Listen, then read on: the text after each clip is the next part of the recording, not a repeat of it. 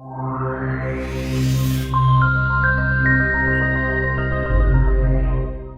Tribunal Superior de Justicia y el Consejo de la Judicatura del Estado de México, a través de la Escuela Judicial, en el marco de difusión de la cultura jurídica 2016, presentan la conferencia Amar te duele, el derecho humano a tener emociones, que disertará el magistrado doctor en Ciencias Penales Juan Carlos Ortega Castro, de quien él se encuentra integrando el segundo tribunal colegiado en materia civil del segundo circuito, de quien agradecemos la deferencia y le damos la más cordial bienvenida en Texcoco con un fuerte y caluroso aplauso.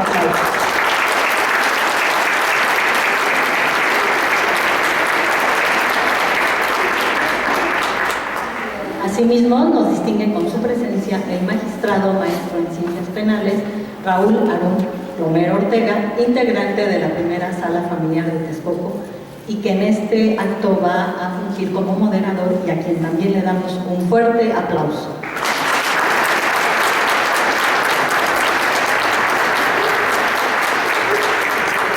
Cedo el uso de la voz al moderador. Muchas gracias, maestra Norma. Magistrado Juan Carlos Ortega Castro, sea usted bienvenido a esta sede de la Escuela Judicial. Permítame darle un saludo del señor presidente, doctor Sergio Javier Medina Peñalosa. El magistrado ya nos ha visitado en varias ocasiones, por eso es motivo de que estemos aquí reunidos. Siempre es interesante escucharlo. Me voy a permitir hacer una reseña curricular del magistrado. Él pidió utilizar mayor tiempo para platicar con ustedes, así que vamos a presentar una síntesis de su currículum. El magistrado Juan Carlos Ortega Castro es abogado por la Escuela Libre de Derecho de la Ciudad de México, maestro en Derecho Constitucional por la Universidad Autónoma de Tamaulipas, maestro en Derecho Civil por el Instituto de Ciencias Jurídicas de Estudios Superiores, maestro en Derecho Procesal Penal por el TEPAC, doctor en Ciencias Penales por el Instituto de Ciencias Jurídicas de Estudios Superiores. Cabe señalar que en las 3 maestrías y el doctorado obtuvo mención honorífica. Egresado del entonces Instituto de Especialización Judicial de la Suprema Corte de Justicia de la Nación, cuenta con 11 diplomados en materias de Derecho Constitucional, Amparo, Derecho Penal y Procesal Penal, Argumentación Jurídica, Ética y Formación Judicial y Multiculturalidad. Ha tomado diversos cursos de actualización en distintas materias impartidos por la Suprema Corte y el Consejo de la Judicatura Federal. Está certificado como docente en Derecho Internacional de los Derechos Humanos por la Oficina del Alto Comisionado de las Naciones Unidas en México y por el Instituto de la Judicatura Federal. Ha sido docente a nivel licenciatura, maestría y doctorado en diversas instituciones, entre ellas la Universidad Autónoma del Estado de México.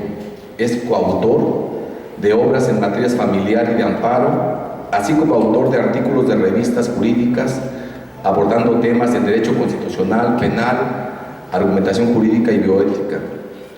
En julio de 2015 fue distinguido por la venera abogado Isidro Favela Alfaro. Fue abogado litigante durante 4 años. En el Poder Judicial Federal inició su carrera judicial en 1989 y se desempeñó como actuario, secretario del juzgado, secretario de tribunal, y en vía de examen de oposición se le designó como juez de distrito, iniciando funciones en marzo de 1997. También por examen de oposición se le designó magistrado de circuito, iniciando funciones como tal en septiembre de 1999. Actualmente es integrante del segundo tribunal colegiado en materia civil del segundo circuito, con residencia en Toluca, Estado de México. Cedo la palabra al magistrado Juan Carlos Ortega Castro.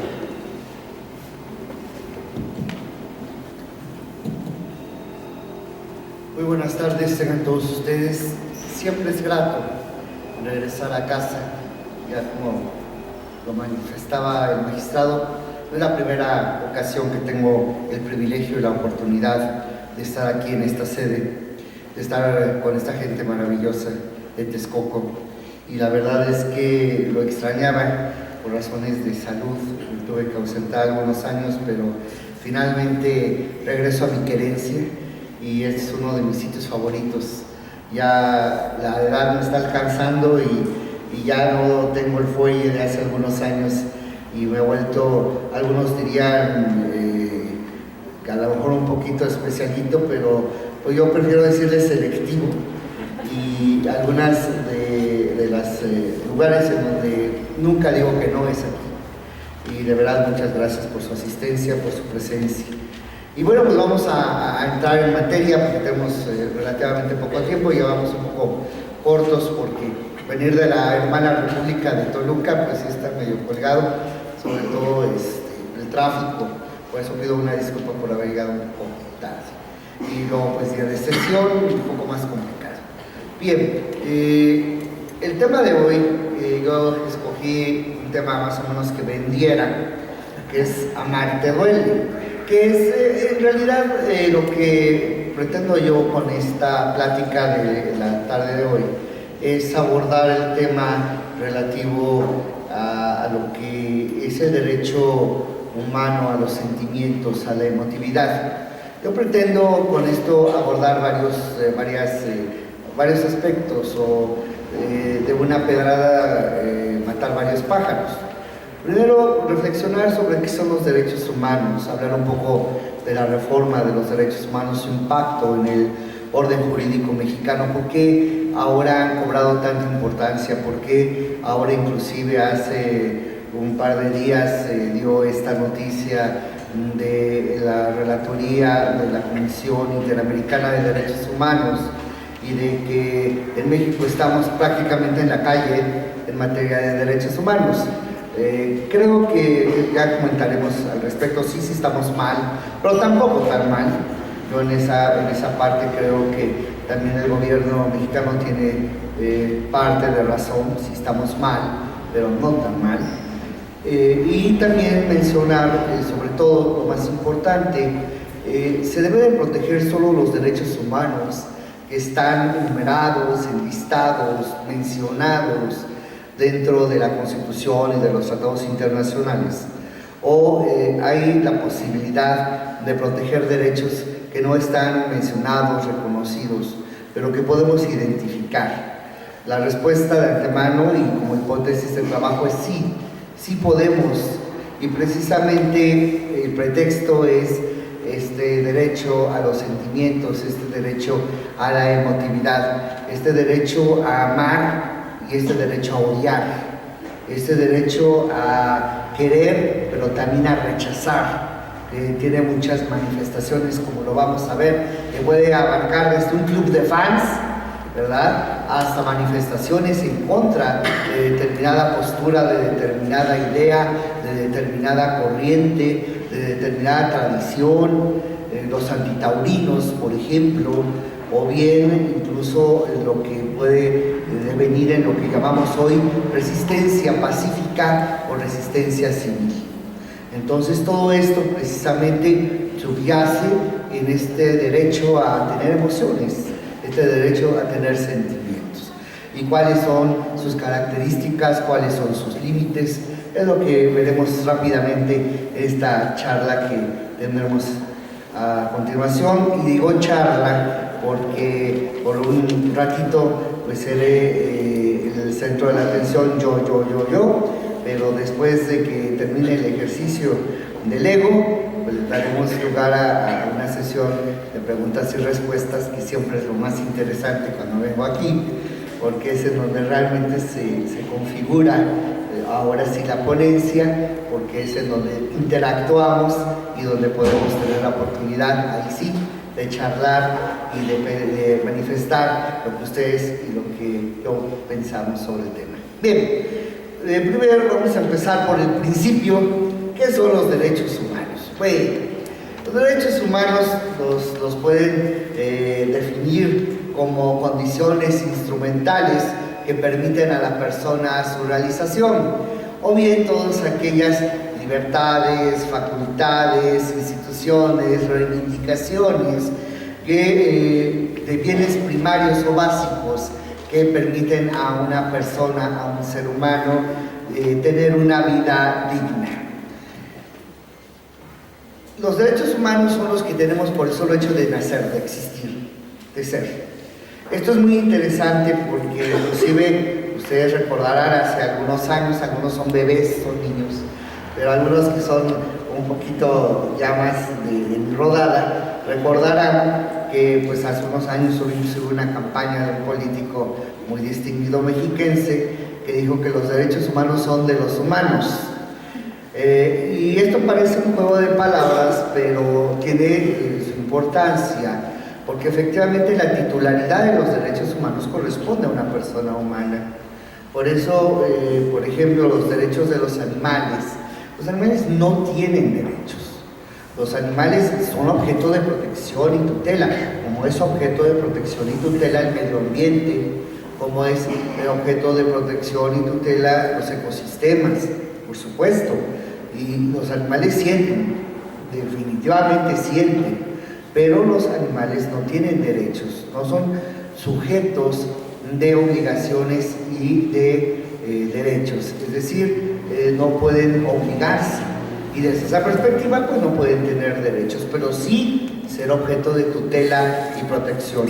Y sí existe el derecho humano a tutelar, a proteger a los animales. Ese derecho sí existe, pero los animales no tienen derechos. Entonces, los seres humanos necesitamos un conjunto de condiciones mínimas para vivir, para ser lo que podemos denominar una persona, un ser humano. Necesitamos tener vida, necesitamos tener libertad, necesitamos tener igualdad, necesitamos ser objeto de atención y cuidado durante determinada época de nuestra vida. Cuando tenemos una imposibilidad de autovalernos, por ejemplo en el caso de los menores, en el caso de los bebés. Hoy acabo, seguramente los que reciben noticias también la recibieron, que murió un niño abandonado en una caja de cartón acá en el Estado de México. Entonces, esto es porque no se le respetó su derecho a la vida, su derecho a la protección. Tenemos un conjunto mínimo de derechos y de condiciones y de libertades que nos permiten ser personas. ¿Y cuáles son? ¿Qué es lo que subyace detrás de los derechos humanos? ¿Qué es lo que los fundamenta? Hay fundamentaciones que van desde la fundamentación religiosa, que porque somos hijos de Dios, porque formamos parte de la divinidad y por eso tenemos una dignidad, por eso somos seres humanos, porque somos hijos de Dios y formamos parte, somos en cierta medida a imagen y semejanza de Dios y por tanto pues tenemos esos derechos porque Dios nos los dio. Está la fundamentación también de carácter racional. Somos humanos porque tenemos conciencia, porque tenemos razón y porque tenemos voluntad. Entonces esas tres condiciones marcan por racionalidad nuestro carácter de humanos. Los animales pueden tener algún aspecto parecido al ser humano, lenguaje, sentimientos, dolor, alegría. Inclusive yo estoy convencido, y sí lo estoy convencido, que hay animales con sentido del humor y hay animales que se ríen, ¿verdad? Los changos, algunos perros, algunos gatos se ríen, se pitorrean de nosotros, se pitorrean de la vida. Eso a mí no me queda duda, pero tienen realmente conciencia y voluntad de su entorno. Esa es la diferencia entre el hombre y las demás especies animales: conciencia, razón, voluntad. Entonces existe también pues la fundamentación de carácter positivista. Pues existen los derechos humanos, como diría un amigo, un maestro, amigo mío, y que es notario aquí en esta área, que cuando nos daba clase de procesal civil nos preguntaba con relación a determinado tema y decía ¿por qué? Y nosotros, cada quien sacaba de su ronco pecho a lo mejor de su repertorio, de lo mejor de su rollo mareador, para explicar por qué, y él invariablemente contestaba: no, compañero, no, pero es que no, compañero, no. Y después de 5, 6, 8 intervenciones terminaba con su lacónico: porque está en la ley, compañero, porque está en la ley. Entonces, esa es la fundamentación positiva. Son derechos humanos porque están reconocidos como derechos humanos en la ley.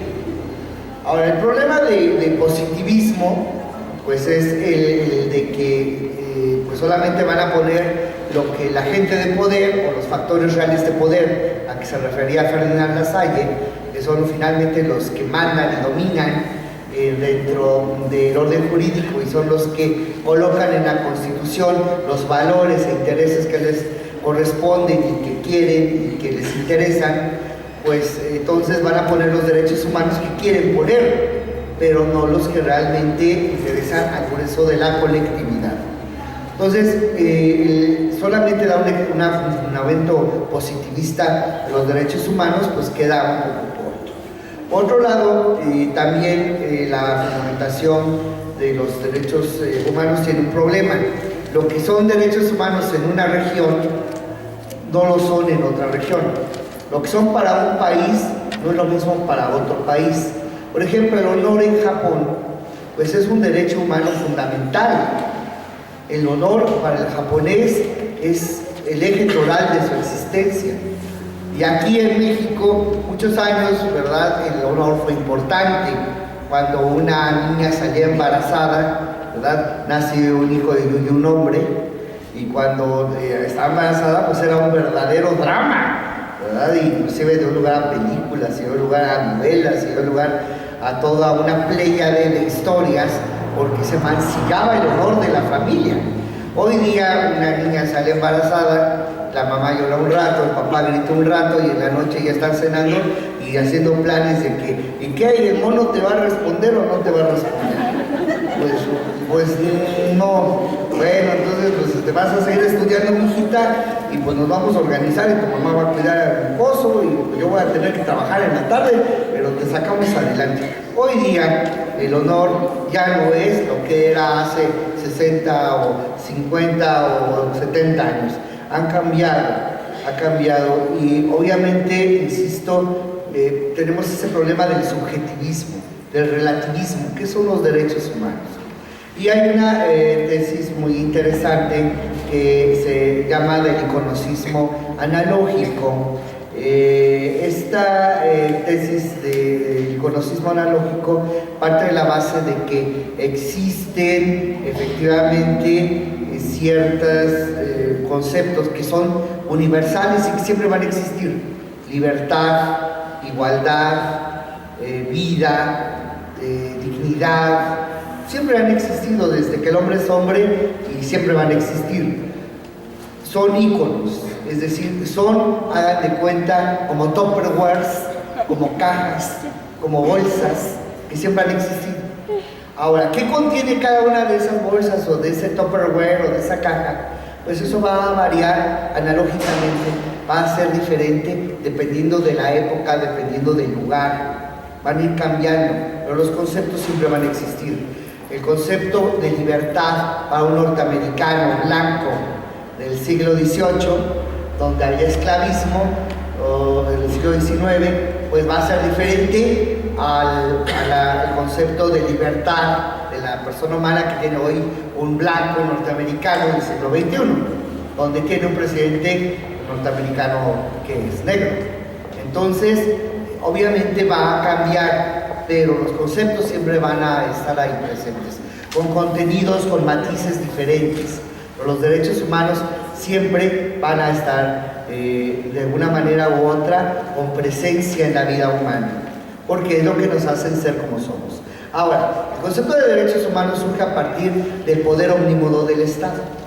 A partir de que el Estado se erige como aquel leviatán al que Hobbes mencionaba, como ese monstruo mitológico que destruye todo a su paso, el Estado, al no tener límites, pues destruye también a la colectividad de donde se supone surge el Estado para preservar, para cuidar, para organizar a la sociedad, pues se vuelve su propio enemigo. Por eso hay que crear un límite, una esfera protectora donde el Estado no llegue, donde el Estado tenga que enfrentarse a una capa donde diga no podemos pasar, donde el ser humano esté protegido para tener esa esfera mínima de seguridad, de certeza, esa esfera mínima de condiciones, de libertades, de reivindicaciones, ese conjunto que le permita ser una persona, tener y desarrollar su propia personalidad y tener una existencia pacífica y tener una existencia digna y tener una existencia feliz. Por esto es que surgen los derechos humanos a partir de la consolidación de los estados nacionales, a partir del siglo XVII, a partir de que se configura España como la primera potencia mundial de la historia, a partir de la unificación de Alemania, a partir de la unificación de Italia, a partir también de la unificación del Reino Unido, a partir de toda esta consolidación de estados nacionales, primero en monarquías y después en democracias, ya sean republicanas o parlamentarias, es que tenemos este concepto de los derechos humanos. Y por eso el derecho humano es una limitante al poder omnímodo del Estado. Es, por un lado, una facultad que tiene toda persona de exigir ese mínimo de condiciones, pero es también, por otra parte, la obligación del Estado. Uno, de respetar esa esfera mínima, y dos, de realizar acciones, de desplegar políticas públicas y de enderezar recursos para que esas libertades, para que esas condiciones mínimas, para que esas reivindicaciones sean efectivas y lleguen a toda la población, no solamente a los más favorecidos, sino también a quienes no tienen los recursos económicos para hacer valer esos recursos, esos derechos humanos y hacerlos efectivos. Por eso es que los derechos humanos es un elemento básico del Estado democrático y más aún del Estado de Derecho social, es decir, el Estado de Derecho configurado como una unión de facultades, como una unión de elementos que permiten el gobierno, que permiten la dirección de una colectividad, pero con el fin del bienestar común de esa colectividad, pero además prestando servicios. El Estado hoy es un prestador de servicios sociales precisamente para hacer efectivos esos derechos humanos.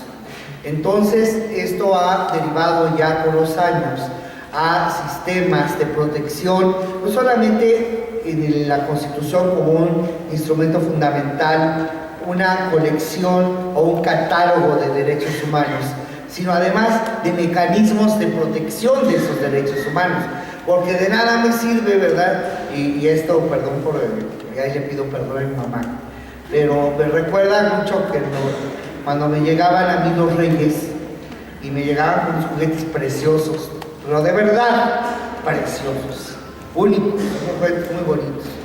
Y yo pues yo que había pedido una vulgar autopista, ¿verdad? Y de repente me encuentro con unos robotitos que caminaban solitos, con un astronauta con nave espacial y que se le movía el casquito, o sea, estaba que brincaba de alegría.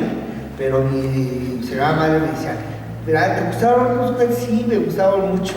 Ah, bueno, te los voy a guardar para que no se vayan a dañar o los vayas a perder.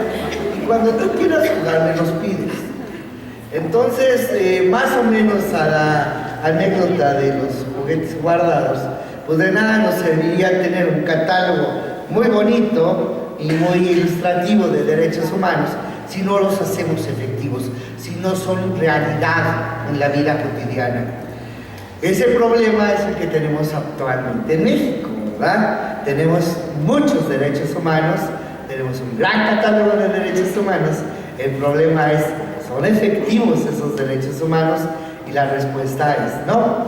Efectivamente tenemos un problema de instrumentación, de aplicación, de respeto de los derechos humanos, en todos los niveles. Un problema que tenemos, y es uno de los grandes retos del neoconstitucionalismo, es de que normalmente los derechos humanos, como lo dije hace un rato, pues es obligación del Estado el velar por porque existan, el velar por respetarlos, el velar por que se hagan efectivos. Pero el problema es que no nada más el Estado viola derechos humanos, sino nosotros, los particulares, violamos derechos humanos de otros particulares. El padre que le pega al hijo, el padre que abusa del hijo, pues no es una autoridad en el sentido técnico jurídico de la palabra, pero está violando los derechos, el interés superior del niño, es un derecho que tiene su hijo y lo está violando. Entonces es un problema también porque el problema de la violación de los derechos humanos no pasa solamente por el tamiz de las leyes, por el tamiz del Estado y de los sistemas de protección, sino también por el tamiz del respeto que la propia colectividad, que los propios seres humanos tengamos frente a los derechos humanos de los otros seres humanos. Bien, pues todo este drama, pues vino la reforma constitucional en materia de derechos humanos, que fue muy importante porque se cambió para empezar el famoso título de garantías individuales para derechos humanos. Y más aún se cambió el esquema de una constitución positivista del siglo XIX que otorgaba los derechos humanos para pasar a ser una constitución que reconoce los derechos humanos. Entonces pasamos de una fundamentación de carácter positivista a una fundamentación de carácter naturalista, ¿verdad? En donde los derechos humanos ya existen y el Estado solo los reconoce. Este es el punto de partida de mi plática, porque tenemos un catálogo de derechos humanos. El artículo primero dice, antes decía que todo individuo, y ahora habla de toda persona.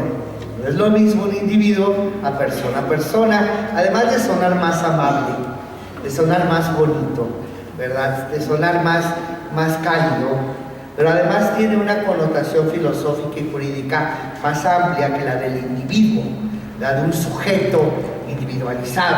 Una persona nos da la connotación de que no solamente puede ser titular de derechos individuales propiamente dichos, de primera generación, libertad, propiedad, igualdad, seguridad jurídica, sino derechos de segunda generación, como son los derechos de sector, los derechos de trabajadores, campesinos, mujeres, de homosexuales, de migrantes, o bien también pueden ser los derechos de tercera generación, los derechos difusos, derecho a un medio ambiente adecuado, derecho a un orden económico justo, derecho a una democracia, derecho a la paz, todos estos derechos de entorno, o los llamados ahora ya de cuarta o quinta generación, derechos de intimidad y de libertad en el ciberespacio, derechos al genoma humano, derechos al respeto a la identidad del ADN, etcétera, etcétera, etcétera. Entonces, lo importante es que, insisto, esta reforma, que obedeció obviamente a presiones de carácter internacional y a los instrumentos internacionales que México ha firmado y que le son obligatorios, entonces ha obligado a que se reestructurara todo este sistema de derechos humanos y se le estableciera un catálogo dentro de la Constitución que cada día es más amplio. En el artículo cuarto, todo lo que no cabe en los demás artículos lo meten al artículo cuarto. Y el artículo cuarto está ya casi como yo, gordo, pero ya no cabe más. Hizo que presumo que ya bajé 15 kilos. Imagínense cómo estaba en diciembre. Entonces, era el primo hermano de Garfield. Lo importante es que por mucho que pongas en el catálogo, siempre va a ser insuficiente. Por eso se expandió y se dijo que van a ser derechos humanos protegibles, no solamente los que estén en la Constitución, sino los que estén en los tratados internacionales de los que el Estado mexicano sea parte. Y esto expande exponencialmente pues, la cantidad de derechos humanos que podemos tener y que pueden ser objeto de tutela. El problema está, y si no está en la Constitución y no está en los tratados internacionales, podemos tener estos derechos, puede existir el derecho, estos derechos. Entonces, por ejemplo, el derecho a la diversión no está en el catálogo. En la Constitución no dice tienes derecho a ser homosexual, no lo dice. Y los tratados internacionales son muy cuidadosos. Nadie puede ser discriminado por razón de sus preferencias sexuales. Todo el mundo tiene derecho a manifestar libremente sus ideas. Tienes libertad de pensamiento. Sí, pero ningún artículo de ningún instrumento internacional dice toda persona tiene derecho a tener preferencias sexuales y a decidir ser heterosexual, ser homosexual o ser asexual, como son algunas religiones, la católica por ejemplo, en donde los sacerdotes pues hacen voto de castidad, y esto tienen el derecho de hacerlo. ¿Por qué? Porque tienen derecho a escoger su preferencia sexual. Pero esto no está en forma expresa. ¿Pero quiere decir que no existe el derecho a ser homosexual? Claro que existe, por supuesto que existe, como el derecho a divertirme también. Entonces, ¿de dónde surge esta protección a derechos que no están en el catálogo? No los tenemos en existencia ni en la Constitución ni en tratados internacionales. Bueno, esta se llama teoría de la cláusula de los derechos no enumerados.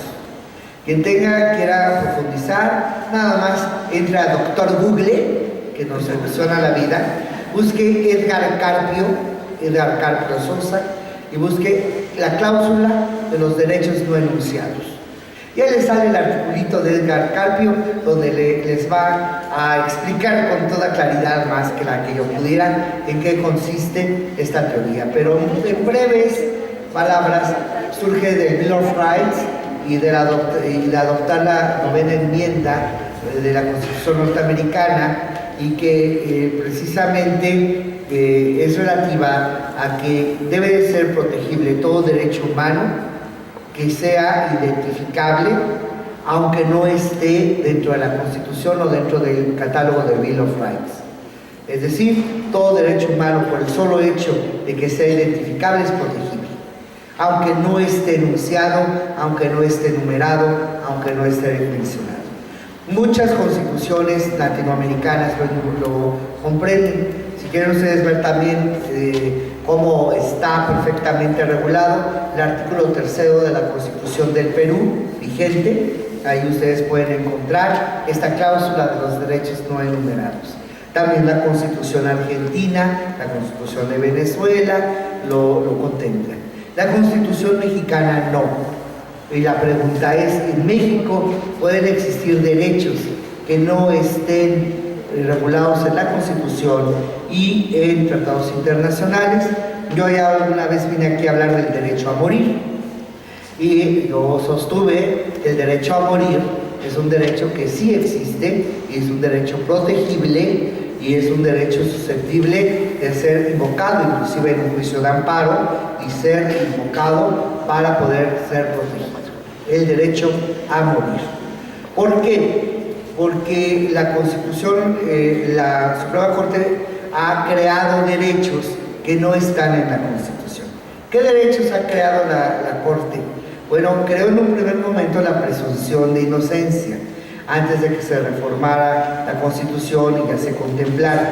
Pero no solamente delineó el derecho a la presunción, delineó otros dos derechos en materia penal que no están en la Constitución, pero sin embargo la Corte los creó. Esos son el principio indubio pro reo y el principio in favor rei, que son técnicas precisamente de aplicación y de interpretación de la ley. En caso de duda, absuelve, y la interpretación debe ser la más favorable a quien es sujeto a un proceso penal. El favor rei. Entonces, estos dos derechos fueron creados por la Corte. Se recordará cuando se discutió también lo relativo al aborto, también la Corte Mexicana creó un derecho que es el más importante y que no está en la Constitución como tal, el derecho a la vida. Entonces, la Corte sí ya dio color y la Corte Mexicana nos ha dicho que sí se pueden reconocer derechos que no están dentro de la Constitución o de los tratados internacionales. Sí se puede obtener. Y para esto tenemos que recordar la famosa regla de Dworkin o la famosa doctrina de Dworkin de los principios y las reglas. ¿Qué son las reglas? Lo que está dentro, lo que dice una ley, que son los principios, el espíritu y esencia que podemos obtener de esa regla. Ejemplo, artículo 4, les hoja y cabe todo. Artículo 4, segundo párrafo. Toda persona tiene derecho a decidir de manera libre, responsable e informada sobre el número y espaciamiento de sus hijos. ¿Qué es la regla? ¿Qué nos habla la regla? La planificación familiar. ¿Qué principios podemos derivar de ahí? Bueno, si yo tengo derecho a decidir de manera libre, responsable e informada, pues tengo derecho a ejercer mi sexualidad. Tengo derecho a decidir si tengo relaciones sexuales o no. Entonces tengo derecho a libertad sexual. ¿Qué otro principio podemos definir ahí? Bueno, si tengo derecho a tener hijos de manera libre, responsable e informada, pues no me distingue que sean naturalitos o sean por ayuda. Es decir, esto es el fundamento constitucional, la fecundación in vitro, este es el fundamento constitucional del arrendamiento de úteros, este es el fundamento constitucional de, inclusive, de la adopción plena, porque yo puedo tener hijos y no distingue que sean hijos de sangre o sean hijos jurídicos, eran hijos a través de la adopción. Como ven, a través de una regla pude derivar o deducir principios. Entonces, esto nos lleva también a que puede haber dentro de la Constitución y de los tratados internacionales principios de los que pueda yo derivar precisamente en la existencia de derechos que no estén enumerados, que no estén enunciados. Ahora, viene también el siguiente tema, la dignidad humana. ¿Qué es la dignidad humana? La Corte ya dijo que la fuente y razón de los derechos humanos es la dignidad humana. ¿Y qué es la dignidad humana? ¿Qué es el dignitatus? ¿Qué es ser digno? Bueno, la dignidad humana, curiosamente, tiene dos fuentes, y las dos son de la Iglesia Católica. Una es la posición de San León Magno y otra es la posición de Santo Tomás y San Agustín, que le explico de la siguiente manera. San León Magno dice que la dignidad es porque el ser humano nace digno y muere digno. Nace y muere con la misma dignidad siempre, porque somos hijos de Dios. Y al ser hijos de Dios, no importa las circunstancias o condiciones, siempre vamos a ser hijos de Dios y por eso tenemos la misma dignidad. En cambio, en la acera de enfrente, ¿verdad?, tenemos la posición de Santo Tomás y también seguida por San Agustín, pero especialmente por Santo Tomás, donde el autor de la Escolástica nos dice que uno nace como el patrimonio, sin nada, sin dignidad, y la dignidad te la vas ganando o la vas perdiendo con tus acciones, con la forma en que desarrolles tu vida. Te vas haciendo digno o te vas haciendo indigno. Entonces, esto es el fundamento hoy día de que, por ejemplo, para ser ministro de la Corte, por ejemplo, se exija, entre otras cosas, gozar de buena reputación y no haber sido condenado por delito intencional con pena mayor a 2 años de prisión. ¿Por qué? Porque si, por ejemplo, fui condenado por un delito intencional, pero ya pagué mi deuda con la sociedad, ya fui a la cárcel, ya purgué la pena, ¿por qué ya no puedo ser ministro de la Corte? ¿Por qué? ¿Por qué gozar de buena reputación? ¿Qué es mala reputación? ¿Inclinar el codito es mala reputación? Ir Ir por cada palito de escoba con faldas es mala reputación. Visitar lugares no santos, contables dance, eso es mala reputación. Tener un tatuaje, usar piercings es mala reputación. Ser darqueto, punqueto, pertenecer a una tribu urbana es mala reputación. Ser americanista, bueno, eso sí.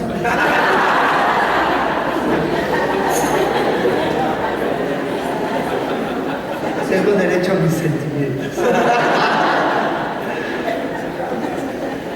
¿Por qué? Porque eso es la dignidad.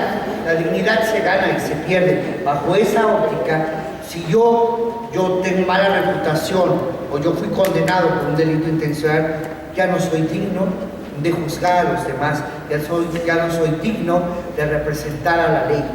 Perdí mi dignidad para ese punto en concreto. Entonces, la dignidad es un sustento, pero la pregunta es, ¿nada más es la dignidad lo único que nos hace? ¿Y qué es la dignidad? La dignidad es lo que nos merecemos. La dignidad humana es el conjunto de condiciones mínimas que merecemos para ser lo que somos, para ser seres humanos. Tener libertad, tener igualdad, tener seguridad jurídica, tener un medio ambiente sano, tener protección. Eso es, esas condiciones y reivindicaciones mínimas, tener derecho a la educación, tener derecho al libre tránsito, tener derecho a que no me priven de mis posesiones, derechos, papeles, sino mediante un juicio, son procedimientos seguidos en forma de juicio. Todo esto que sabemos son los derechos humanos, pues es precisamente lo que me hace ser un ser humano. Pero aparte de esas condiciones mínimas, también hay algo que subyace, que son los sentimientos. ¿Qué nos hace ser humanos? Tener sentimientos. Tener sentimientos y conciencia de lo que quiero, de lo que me gusta y de lo que no me gusta. Habíamos dicho precisamente que lo que nos diferencia de las demás especies es conciencia, voluntad, razón. Y precisamente esa razón y esa conciencia es la que nos hace tener sentimientos. Los sentimientos es también la otra parte que subyace en los derechos humanos. Reconocer la emotividad, el derecho a la emotividad. Todo ser humano tiene derecho a tener preferencias y a tener rechazos, a que le guste algo y a que no le guste algo. Pero este derecho a la emotividad no está reconocido en la Constitución, no está reconocido en los tratados internacionales. Pero hoy es muy importante porque, por ejemplo, ya hay manifestaciones de ese derecho. Hablaba yo hace rato del interés superior del niño. Los niños hoy día, en los juicios familiares, es muy importante lo que los niños digan, lo que Alessandro Barata llama la participación democrática del menor. Es decir, la posibilidad de que el niño externe qué es lo que quiere y de que las autoridades le hagamos caso en la medida de lo posible, en la medida en que no haya pruebas u otros elementos que nos indican a decir esto es lo que tú quieres, pero no es lo que te conviene porque hay otros elementos de prueba que desvirtúan tus gustos. Pero es muy importante lo que el niño quiera. ¿Y qué es lo que el niño quiere? ¿Qué es eso, el elegir? ¿Qué subyace detrás de su elección? Sentimientos. Yo siento que estoy mejor con mi papá que con mi mamá.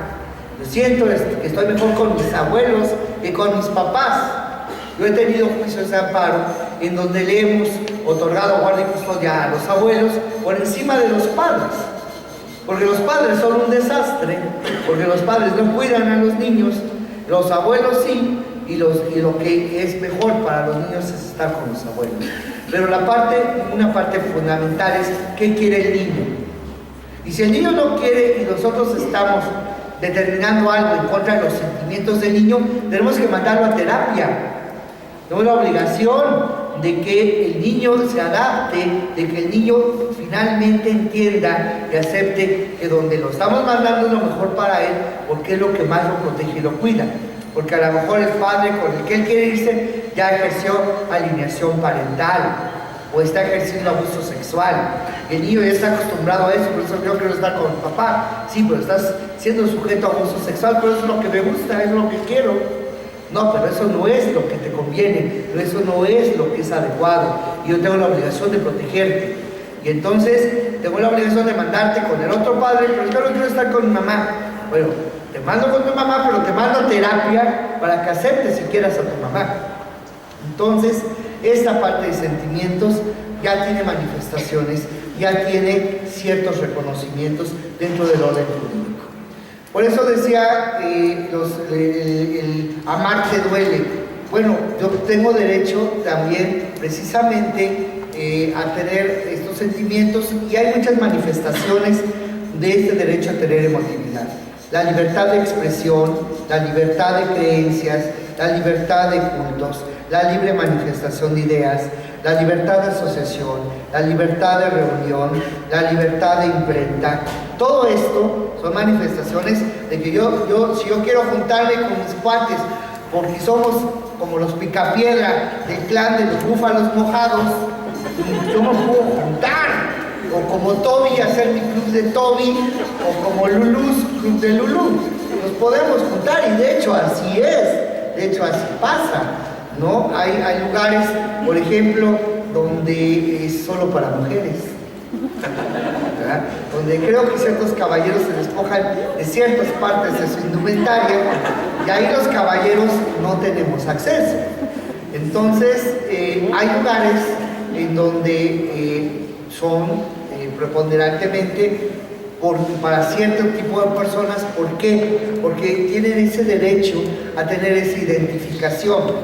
Por ejemplo, en los estadios, hay muchos estadios en donde, por ejemplo, en la Bombonera en Toluca, si tú vas con una playera de Pumas a un partido de Toluca Pumas, no puedes entrar a a ciertas zonas, sino a la zona donde está la barra o la afición de Pumas.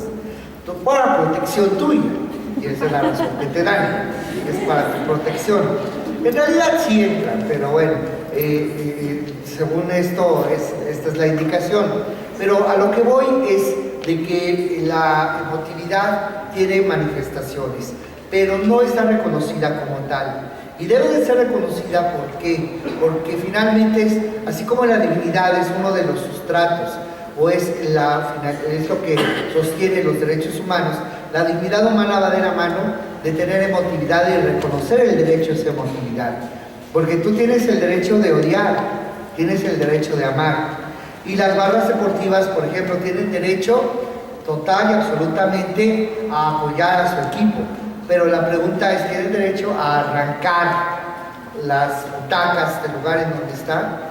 ¿Tienen el derecho a lanzar proyectiles en contra de los aficionados del equipo contrario, de los jugadores o de los miembros del equipo técnico o del director técnico del equipo contrario?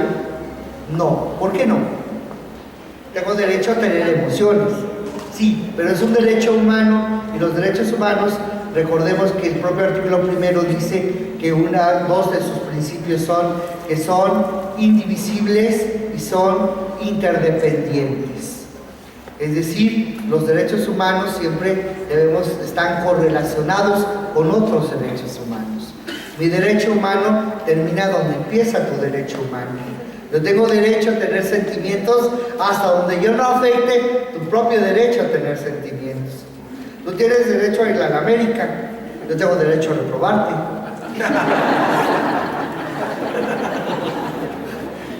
No, ¿verdad? Yo tengo derecho a disentir de tu opinión y pensar que no sabes de fútbol, pero tengo la obligación y tengo la limitante de respetar tu afición. Y podemos sentarnos juntos, como de hecho ha pasado, puedo sentarme con un americanista a ver un partido, ¿verdad? Y tenemos el derecho a apostar, y tenemos el derecho a sostener nuestro punto de vista, pero también tenemos el derecho y la limitante del respeto a los límites de esos sentimientos. Yo tengo derecho a odiar, pero el derecho a odiar a alguien no me puede dar el derecho a matarlo, o el derecho a lesionarlo, o el derecho a ofenderlo o afectar su esfera mínima de derechos. Entonces, el derecho a los sentimientos es un derecho que definitivamente desde mi punto de vista es inherente al ser humano, pero que tiene que tener limitaciones y que tiene que tener siempre como punto de referencia el que el derecho a sentir, el derecho a tener emociones, es un derecho que debe de ser respetado por la existencia de los otros derechos. Ahora, esto también implica precisamente, por ejemplo, hoy día ya está muy de moda el bullying, hoy día está el mobbing. Por quienes no saben qué es el mobbing, es el bullying, pero en el trabajo. El acoso que se da a una persona dentro del ambiente laboral se llama mobbing. Entonces, muchas veces el mobbing y el bullying se da por los sentimientos. Precisamente ahora ya es un neologismo, yo te buleo, ¿verdad? Porque los sentimientos, por ejemplo, tú eres muy chillón, ves las caricaturas y lloras. Es un chillón, eres un marica, entonces te buleo por eso. No estoy respetando el derecho a la emotividad de las personas. Entonces, por eso creo que es importante reconocer el derecho a la emotividad dentro de lo que ahora se llaman los derechos de la personalidad. Es decir, no solamente tengo derecho a tener una identidad, a tener un nombre, a tener una nacionalidad, sino también a tener un patrimonio, sino también debo de tener el derecho a tener sentimientos y el derecho a expresar y a que se respeten esos sentimientos. Creo que esa es finalmente a donde nos debe de llevar este camino de reconocer los sentimientos. Quisiera ya en este momento cortar la exposición para dar pie a una sesión de preguntas y respuestas, no sin antes agradecer de nueva cuenta en primer lugar a la Escuela Judicial, al Tribunal Superior de Justicia, a los señores magistrados, la oportunidad que me brindaron de estar aquí esta tarde, a la licenciada Norma Angélica, que siempre es el instrumento, el brazo de la ley que me jala para acá. Muchas gracias, pero sobre todo, y de verdad, a todos y cada uno de ustedes, muchas gracias por su atención y por su presencia.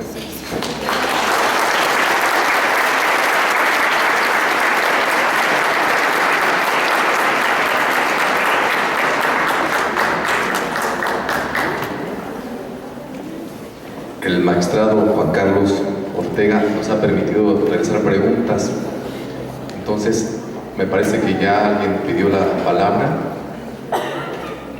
En tanto se da el micrófono, nada más recapitular lo que ya se dijo y brillantemente por el magistrado. Hizo un recorrido lo que han sido los derechos humanos, la evolución de los derechos humanos y este derecho humano de la emotividad, muy importante.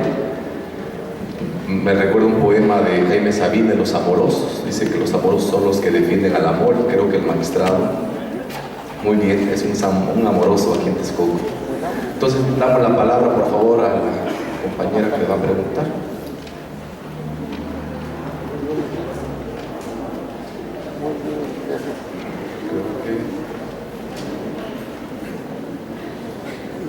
De este lado, por favor. Ese ganó el gancito y el cruz.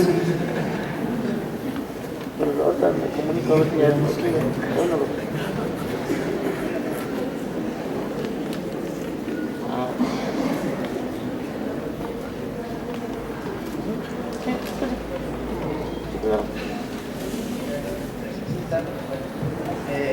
Buenas tardes, maestro, doctor, es un placer escucharlo y es un honor también que nos dé esta ponencia. Es agradable escuchar sobre cómo maneja el neoconstitucionalismo a partir de que este mismo fue creado, si bien sabemos, de una segunda guerra que trajo como consecuencia crisis económica, algunas situaciones demás, misma que posteriormente creó una teoría de la argumentación jurídica con Jürgen Habermas, que continuó con una teoría del discurso, siguió con Robert Alex con su teoría de la argumentación jurídica, dándole base al neoconstitucionalismo, y terminó con Durkheim, haciendo críticas a la misma teoría. Asimismo, como usted tiene, bueno, me agradó mucho cómo incluye los derechos humanos, más que es el derecho humano a tener emociones, pero mi duda es ¿cuál sería el mecanismo para garantizar ese derecho a tener emociones? Esa es mi pregunta, maestro, digo, doctor. Muchas gracias. Bueno, decía yo que de nada sirve tener un catálogo de derechos humanos si no tenemos instrumentos que los protejan. En México tenemos varios instrumentos protectores de derechos humanos. Obviamente existe procedimiento ante la Comisión Nacional de Derechos Humanos, que tiene el pequeño inconveniente de que culmina con una resolución de carácter recomendatorio, no vinculatorio. La propia comisión también tiene la facultad que originalmente se le había asignado a la Suprema Corte de investigar violaciones graves a los derechos humanos.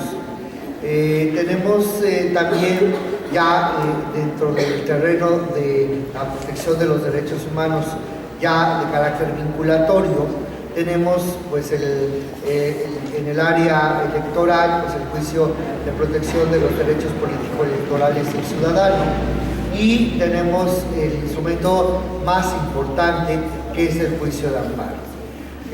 También recordemos que las acciones de inconstitucionalidad y las controversias constitucionales, si bien no son instrumentos propiamente de protección de derechos humanos, la Suprema Corte ha señalado que para su resolución debe atenderse y considerarse primigeniamente y en todo momento a la protección de los derechos humanos.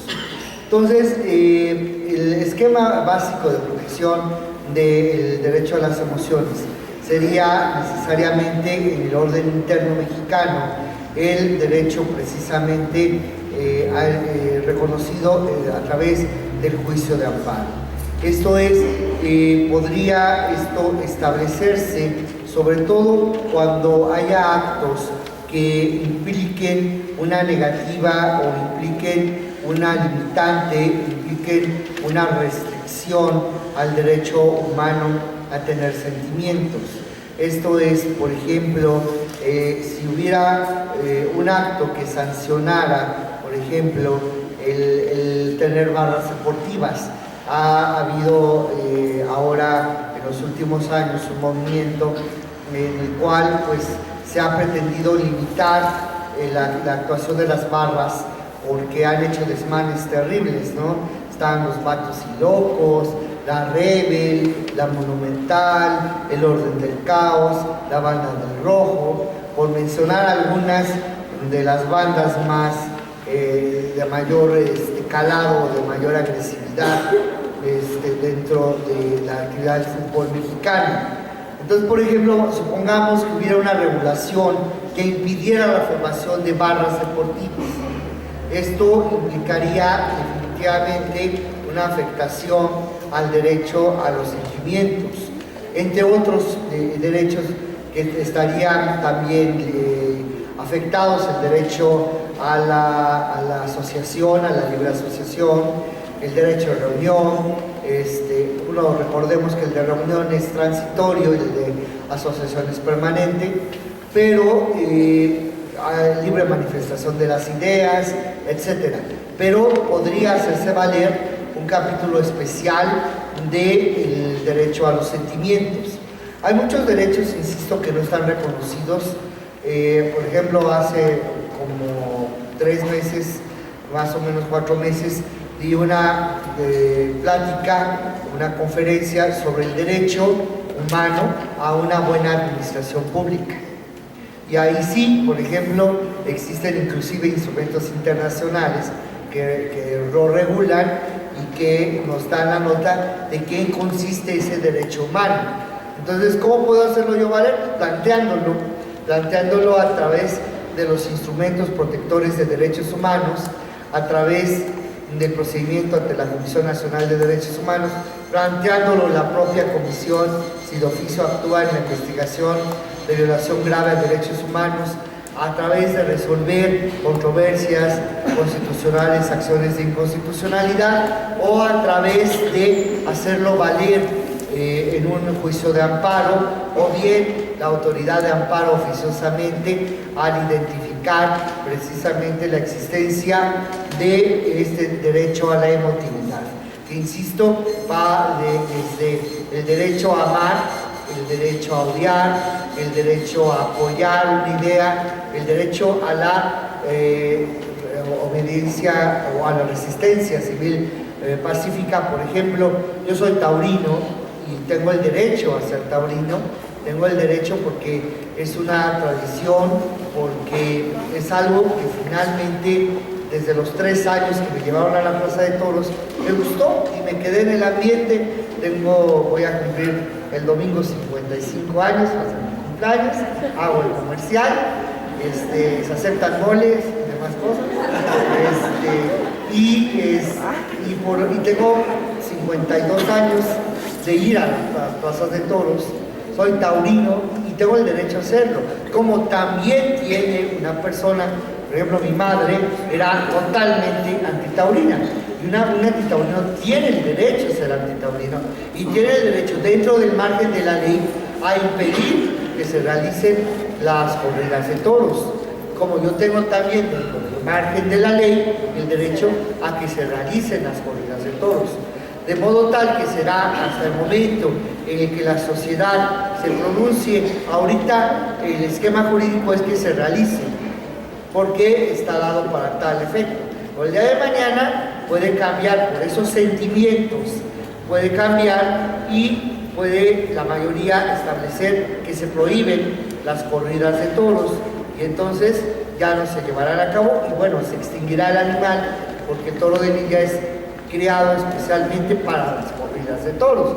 Cuando no haya corrida de toros, pues ya no existirá el toro bravo, y lo que se protege, con el ánimo de protegerlo, pues se extinguirá. Pero bueno, finalmente es el derecho a tener sentimientos. Entonces, ¿cómo se pueden proteger? Pues a través de los mecanismos ya existentes. Ahora, no se reconoce en el derecho mexicano, pues puede irse a tribunales internacionales, concretamente a la Corte Interamericana de Derechos Humanos, para lo cual, recordemos, tenemos que primero postular el asunto ante la Comisión Interamericana de Derechos Humanos, para que si ella considera que hay elementos, entonces sea la comisión la que ya presente el litigio ante la Corte Interamericana. Recordemos que los sujetos y las personas no podemos directamente acceder a la Corte Interamericana, sino tenemos que pasar por el filtro de la Comisión Interamericana de Derechos Humanos. Pero eso sería, a grandes rasgos, el esquema.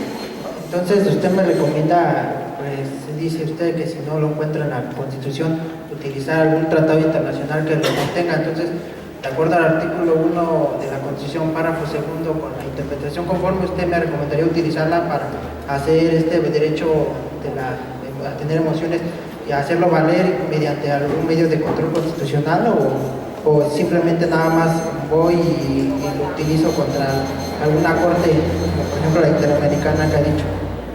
Bueno, vamos a puntualizar. Este es un aspecto muy técnico, pero hay que puntualizar. Una cosa es que no exista un derecho y que nosotros pretendamos que ese derecho se identifique y se tutele, que es la cláusula de los derechos no enunciados.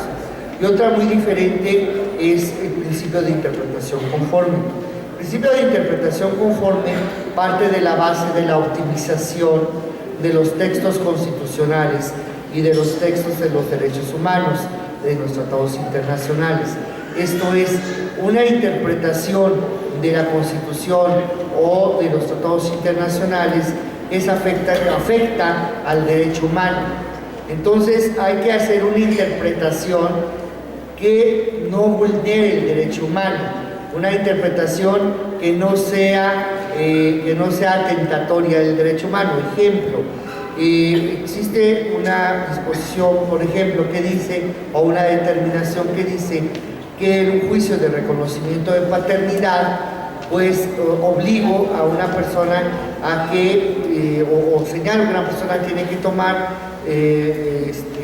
o dar parte de su material genético, ya sea sangre, ya sea cabello, ya sea saliva, sudor, para que se pueda hacer la prueba de ADN, compararla con la del niño cuya identidad se le atribuye.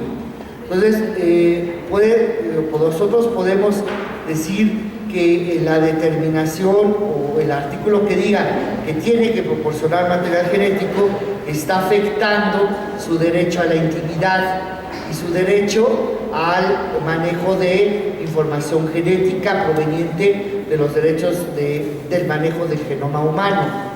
Sin embargo, una interpretación conforme nos puede llevar a decir, bueno, no te obligo, si no quieres, no prestes el material genético, pero entonces tengo por acreditada la paternidad del niño.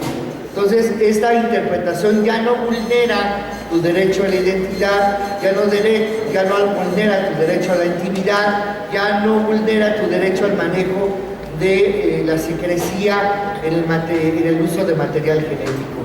Ahí ya te estoy preservando tu derecho. Entonces, la interpretación conforme es una técnica de interpretación que tiende precisamente a buscar otros matices, otras interpretaciones del numeral para que esa interpretación sea acorde con los derechos humanos, sea acorde con el marco constitucional. Entonces, esto es una hipótesis diferente al caso en que planteo, en donde no existe como tal el derecho a la emotividad en la Constitución, ni como tal en los tratados internacionales. Es decir, estoy hablando de una omisión, estoy hablando de que el Estado o los Estados a través de los tratados internacionales no han reconocido ese derecho.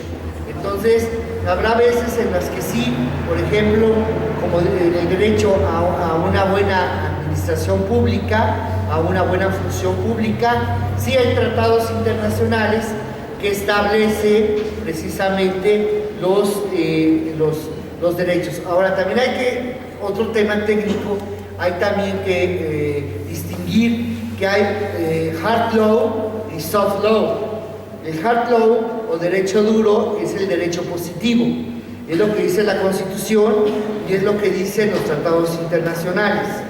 El soft law es lo que dicen las resoluciones, las recomendaciones, las declaraciones, que no son vinculatorias, no son obligatorias, por eso es ley blanda, ley dúctil, ¿verdad? Por eso soft law, pero esta ley, esta soft law, estas recomendaciones, estas declaraciones también son obligatorias, porque también configuran la manifestación del reconocimiento de derechos humanos por organismos internacionales facultados para emitir opiniones con relación a la existencia de derechos humanos. Ya está bien, muchas gracias.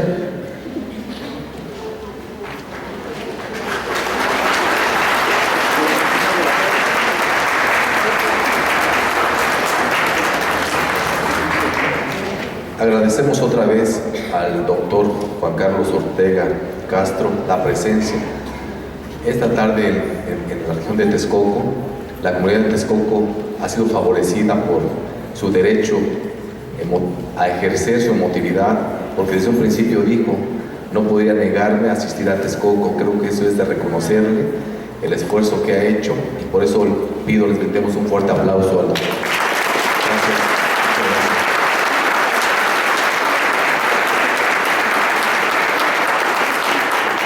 Hacemos votos porque pronto esté con nosotros otra vez. Gracias, doctor. Invitamos a todos a ponerse de pie. Enseguida se procede a realizar la entrega de un reconocimiento al expositor a cargo del magistrado Raúl Arnold Ortega, mismo que a la letra dice. El Tribunal Superior de Justicia y el Consejo de la Judicatura del Estado de México, a través de la Escuela Judicial, otorgan el presente reconocimiento al magistrado doctor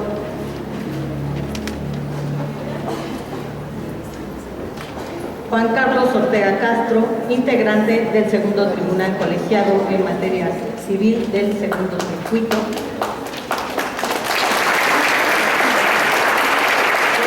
Su destacada participación como conferencista en el tema Amar te duele, el derecho humano a tener emociones, desarrollada el 3 de marzo del 2016 en Palacio de Justicia de Texcoco, Estado de México. Firma el doctor Joaquín Mendoza Esquivel, director general de la Escuela Judicial del Estado de México, y firma el magistrado doctor Sergio Javier Medina Peñalosa, presidente del Tribunal Superior de Justicia y del Consejo de la Judicatura del Estado de México.